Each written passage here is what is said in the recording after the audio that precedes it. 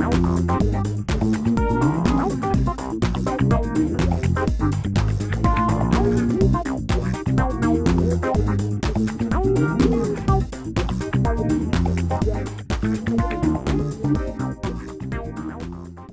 and welcome to this Palestra training video dealing with securing your home network. Now, in the previous video, we talked a little bit about securing your PC. Now let's go ahead and cover the actual network that your PC connects to. Okay, so what is a firewall? What's it do for us? Well, a firewall can either be a piece of software that resides on our machine, on our PC, or it could be hardware, which in most cases would be the wireless router that I talked about. Okay, so it could be either or. So let's say, for instance, we have our little network set up, and we have no wireless router, because the wireless router is going to have a firewall functionality built in. But in this case, in this example, let's say we don't have that. And all we have is a direct connection, our PC, directly to our cable modem or DSL modem. So we're basically here to the outside world. Well, we're going to need some piece of software residing on our machine to act as a firewall. And what a firewall does is it basically blocks ports. It's going to block ports on our computer so that the outside world can't pass through to us. Okay, so if you recall from our previous conversation, web traffic is going to take place over port 80. FTP traffic, well, actually, let me write this out here. www or HTTP traffic comes in over port 80. Mail is going to be 110, which is POP3. If we're going to send mail, that's port 25, SMTP. If we're going to FTP to something, a file transfer protocol, that's over port 21. Okay, so these are some common ones. If we're going to browse the internet, or basically resolve URLs to IP addresses, that's DNS. That's over port 53. So it can go on and on. Network news protocol for news groups, port 119, etc., etc. Well, we don't necessarily have to have any of these ports open. Let's say, for instance, I want to run a web server off my machine. If I wanted to actually allow the outside world to access my machine, and I have a web page sitting there where I'm actually hosting a website for the outside world to see, well, then I would need to open up port 80 on my firewall. Okay, so in doing so, I would open up port 80 on the firewall, and that would essentially allow traffic to pass through to my machine. And I could, of course, could then serve up web pages and so on and so forth. So depending on what you want to run off of your machine, you would have to open up certain ports. Typically, if you're not running any services on your machine that need access from the outside world, you won't necessarily have to really open up too many things. What happens typically is when you have a firewall in place, it will prompt you occasionally. It will go into what's called learning mode, and it will prompt you occasionally as to what's trying to access the internet. So when you run an application and the firewall doesn't know about that application, you'll get a prompt and say, hey, such and such an application is trying to run. Do you want to allow that to happen? Do you want to allow it just one time? Do you want to allow it basically all times? So by what you choose, when those prompts come up, the firewall will learn what is allowable traffic and what is not. So little by little, it will open up ports to allow communication to take place. Okay, now Windows XP has a firewall built in, and we can get to that by right-clicking on my computer, my network places, and going to Properties, or we can go down to our Start button, up to My Network Places, and right-click and go to Properties, and that will bring up the different connections on our network. Now I have several here. You may only have one showing on your machine. So if you right-click on that connection, the local area connection, go down to Properties,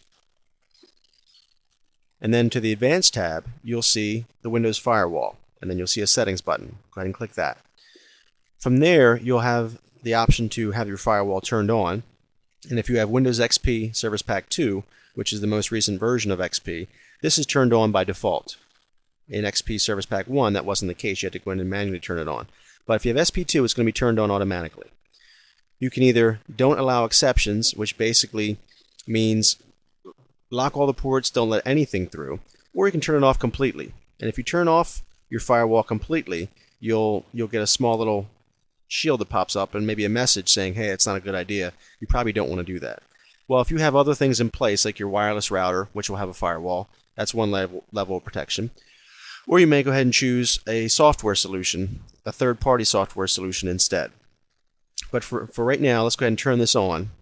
And then when I talked about unlocking ports or opening up ports, we can do that here via the exceptions tab.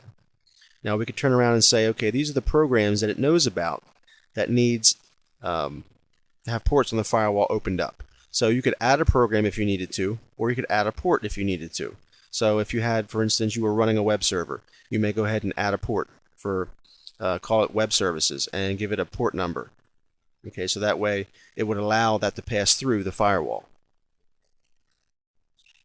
Now the firewall that comes with XP is fine, but if you want an alternative to that perhaps provides some more functionality, there are a number of alternatives out there. One that comes to mind happens to be Zone Alarm from a company called Zone Labs. It's a free download. They have a professional version that is a commercially available version. It's a pay version, but they also have a free version. Let me take you out to that website real quick. I just installed it on my machine. So if I click on my web browser, you'll notice since I have Zone Alarm running down in the corner, it's going to ask me, do you want to allow this program to access the internet? Okay. Now I can say allow or deny, and I can say remember this setting. So let me just go ahead and say allow. It's going to then allow the application to fire up. And do I want to allow, again, this to access the internet? Let me go ahead and hit yes for remember this setting and allow. So now it's going out to the internet, and I can type in Zone Labs. From there, I can download their free program. If I click on the Home and Office button and go down to Zone Alarm, they have a free version of their firewall. Okay, so I can just go ahead and download that, which is what I did here. Okay, and it's zonelabs.com. There are many alternatives out there. I'm not pitching one over the other. I happen to have used this quite a bit in the past, so I'm familiar with the product. But again, once it installs, it's down here in the corner, and if I click on that, it's going to fire up their control panel. So it gives us a little bit of an overview of inbound, outbound protection, what it's blocked access to, so on and so forth. Okay, the firewall itself, we can configure different zones for what level of security we wish to put into place. Program control, we can say, we can choose rather whether a program has to ask for permission to access the internet or not, or if it tries to act as a server. Any antivirus monitoring, email protection, alerts and logs, and so forth. So this gives us an additional layer of protection over and above what the Windows firewall would be. So if you download a third-party firewall program, Zone Alarm or whatever one you happen to choose, you would go ahead and then turn off the Windows firewall. This would replace that. This just gives you a little bit more information, a little more control over what takes place, and as each application tries to access the internet, you'll get a prompting saying, hey, do you want to allow this to happen? Which I happen to like, because that way you know if there's some type of Trojan installed on your machine or some type of backdoor program that allows internet access, and you may not be aware of it. If you get a visual prompting, something that pops up and says, hey, this application is trying to access something here, do you want to allow that? That just gives you a little bit extra layer of security to know what's really coming in and going out of your machine.